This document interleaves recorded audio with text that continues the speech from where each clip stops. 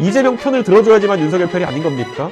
예, 저는 둘 다 별로 안 좋아해요. 그러니까 제가 이재명 대표 하는 대로 같이 안 한다고 해가지고 제가 윤석열 편이 아니라는 거죠. 제가 이재명 대표도 별로 안 좋아하지만은 윤석열 대통령이란 분은 저를 성상납이라는 거로 걸어가지고 정치 인생 절단내고 한국에서 못 살게 하려고 했던 사람이에요. 제가 그 사람을 좋아할 리가 있겠어요? 예, 그러니까 좀 내가 윤석열 대통령에게 뭐 이렇게 포섭당해가지고 그런다는 그런 망상을 꿈꾸면은 윤석열 같이 되는 거예요. 매번 자기들이 어디서 유튜브에 본 것 같고. 그리고 또 하나 사라져야 할 악의 축이 있습니다. 부정선거 망상에 빠져서 계엄령까지 선포한 망상의 대통령이 지나간 자리에 국부펀드 만들어서 엔비디아 같은 기업 하나 만들어서 국민이 사이좋게 나눠받자는 망상의 경제관이 들어와서는 안 될 것입니다. 빨리 우리는 조기 대선을 마무리하고 글로벌 환경에서의 대한민국의 국익을 지켜내야 될 책무가 있습니다. 저는 이재명 대표 같은 구시대를 상징하는 정치인이 그런 역량이 있다고 보지 않습니다. 그래서 그분이 이번 대선에서 그분의 한계성을 드러낼 것이라 생각합니다. 저는 이재명 대표가 대선에 나올 것이라고 확신하고 무엇보다도 가장 유력한 경쟁자 중에 하나라고 생각합니다. 하지만 제가 이야기했던 것처럼 지난 3년 가까이 이재명과 윤석열의 검투사 정치 대립은 국민들에게 다시 기억하고 싶지 않은 악몽일 겁니다. 누군가를 감옥에 넣으려고 하고 누군가를 또 방탄하려고 하고 뭐 이런 생산성 없는 정치 속에서 대한민국이 멍들어갔습니다. 야당이 또 먹을 수 없는 음식을 내놓는다고 한다면은 저는 결과가 크게 다르지 않을 것이다. 저는 그렇게 생각합니다. 민주당이 가진 가장 좋은 카드를 뽑아 들어보십시오. 그게 국민을 위한 옳은 선택일 겁니다. 그 상대였던 분이 좋은 대안이 되지 못했던 것, 개고기만 못했던 것을 한탄해야 된다. 저는 그렇게 생각하고, 저는 윤석열 대통령이 양의 탈을 뒤집어 쓴 개고기였다 해가지고 그 상대편에 서 계신 분이 먹을 수 있는 고기라는 것은 아니라고 생각합니다.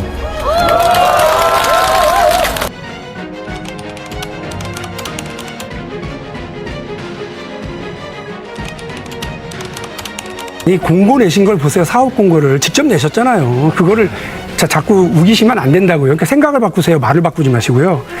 이낙연 후보에게 이제 말씀을 드리겠습니다. 앞으로 비행기들은 이렇게 활주하지 않습니다.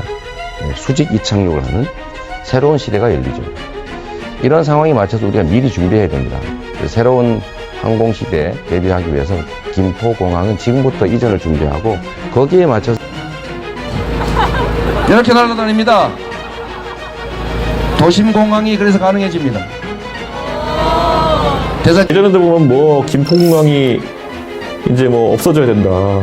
예. 왜냐면 비행기가 다 수직 이착륙하니까 그런다 그러는데 여객기는 수직 이착륙 아직까지 연구가 안 되고 있거든요. 그냥 국회의원 할 때 정도까지야 아무 말 던져도 뭐 시장의 반응도 좋고 하겠지만 대통령 돼가지고 그런 이상한 얘기하기 시작하면은 한 방에 날아가거든요, 대한민국이.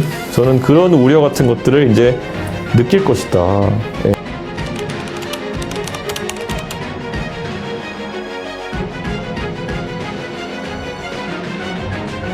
옛날에 트위터에 보면은 이재명 대표한테 누가 이재명 그 당시 시장이죠. 누구한테 구역질 난다라고 이재명 시장한테 얘기하니까 답장을 했는데 답장이 뭐냐면은 뭐 어서 화장실에 가가지고 대변기에 머리를 넣으세요 뭐 이런 식으로 했다는 거예요. 그래서 이게 표현이 어떻게 이런 표현이 나오지라는 생각인 거죠. 그러니까 이게 제가 항상 이재명 대표가 평상시에 굉장히 그 이미지 트레이닝을 해야 될까요?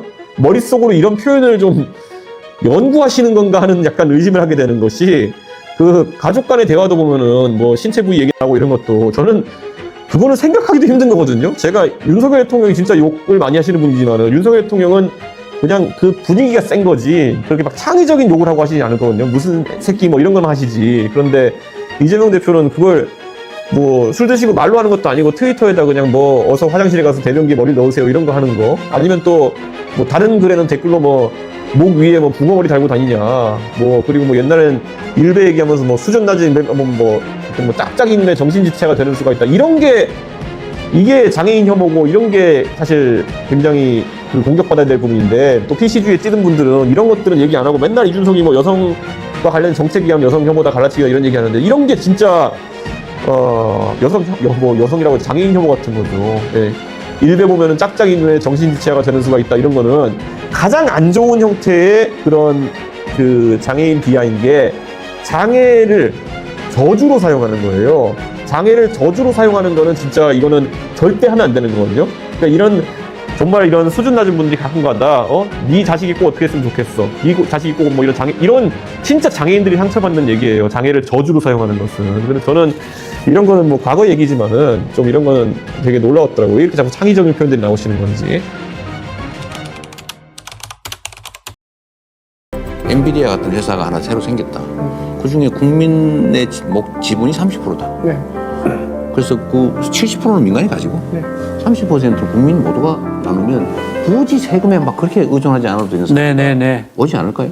이재명 대표가 사실 저는 한계점이 명확하고 지난 3년 동안에 전혀 보완되지 않았던 생각을 합니다. 뭐 석유캐가지고 떼돈 벌게 해주겠다는 윤석열 대통령이나 뭐 내가 말만 하면 엔비디아 같은 거 만들어가지고 30%를 국민에게 배당해가지고 니네 세금 안 내더라고 하는 사람이나 사실 이 방향으로 가려면 허경영 씨처럼 가던가 아예 제가 아까 얘기했잖아요. 하려면 제일 잘 가던가 그쪽으로. 근데 지금 허경영 씨보다 못해요. 이 방향으로 갈 거면 이재명 대표가. 이재명 대표가 대통령이 되면 윤석열 시즌2가 된다는 말씀으로 이해되겠습니까? 그런 측면이 있죠. 네, 윤석열보다 정책적으로 뛰어나느냐? 전 그것도 아직까지 본 게 없거든요. 사실 뭐 네. 의례 증언하겠다 갑자기 난리치는 사람이나 2,000명이 왠지 설명 못했잖아요. 왜 25만 원인지 아직까지 설명 못했잖아요. 4인 가족이면 100만 원이다. 그러니까 그냥 숫자 맞추기 하고 있는 거잖아요.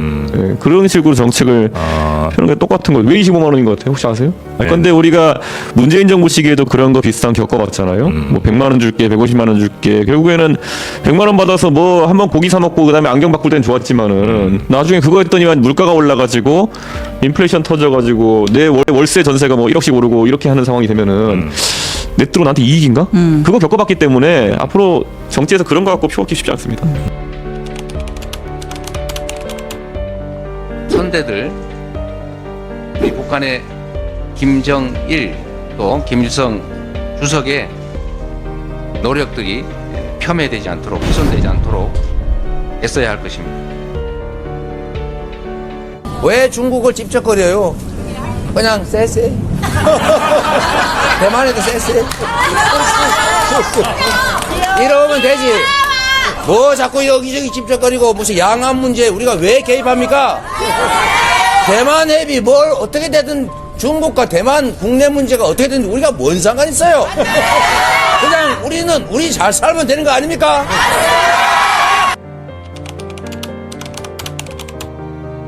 고학력, 고소득자들, 소위 부자라고 불리는 분들이 우리 지지자가 더 많습니다. 저학력에 저소득층이 굶김 지지가 많아요. 그게 안타까운 현실인데. 일본 이재명. 설마 있지가 않겠지?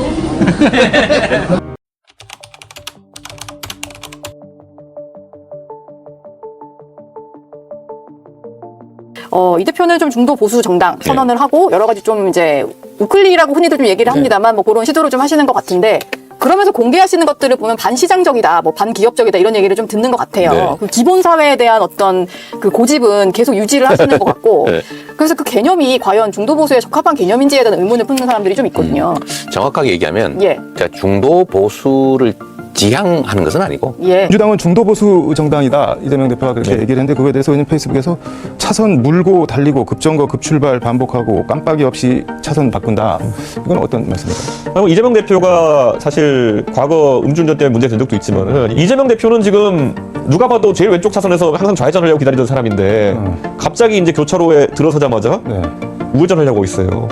그러니까 이거는 무조건 사고 납니다. 이거는 나중에 이분이 만약에 어떤 큰 자리에 가게 되면요 맥락이 없는 정치를 하고 맥락이 없는 통치를 하는 그런 상황이 되는 거거든요. 저는 그래서 네. 이런 말이 나오는 것 자체가 굉장히 안 좋은 징후다. 윤석열 대통령도 사실 네.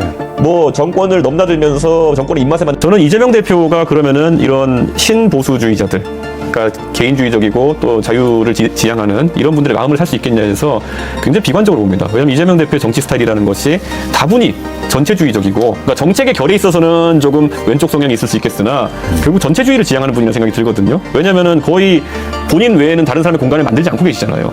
저는 그런 상황 속에서 우리가 중도 보수라고 하는 그러니까 신보수적인 성향이 갖는 사람들의 마음을 얻기는 어려울 것이다. 만약에 진짜 신보수적인 성향의 사람들의 마음을 갖고 싶다 그러면은 분권, 나눠주기, 그리고 새로운 어떤 기득권이 없어진 세상 속에서의 새로운 질서 이런 것들을 얘기해야 되는 거거든요. 저는 제가 당대표 할 때 저에게 주어진 중앙집권적 권력들, 제가 원래 공천권이 있었는데 저는 웬만하면 시험 봐서 자르고 그 다음에 거기서 경선주의를 원칙으로 하겠다 제가 했던 거, 제 공천권 내려놓은 거거든요. 그 외에도 제가 대변인이든 뭐든 임명권 같은 게 있는데, 자 그럼 실력 있는 사람 다 와가지고 토론 배틀 통해 가지고 가장 실력 좋은 사람이 국민의힘이라는 거대한 당의 대변인을 하자. 그렇게 했던 거거든요. 실력주의 얘기하고. 이 정도의 새로운 철학 정도는 나와야 되는데, 저는 이재명 대표는 그냥 데칼코마니입니다. 윤석열 대통령이랑. 전체주의적이고 중앙 집권적인 그런 지향을 갖고 있기 때문에 중도 보수 하고 싶은 거 호소인 하시는 건 상관없는데요. 될 리가 없다고 봅니다. 저는 윤석열 대통령이 양의 탈을 뒤집어쓴 계곡이었다 해가지고 그 상대편에 서 계신 분이 먹을 수 있는 고기라는 것은 아니라고 생각합니다.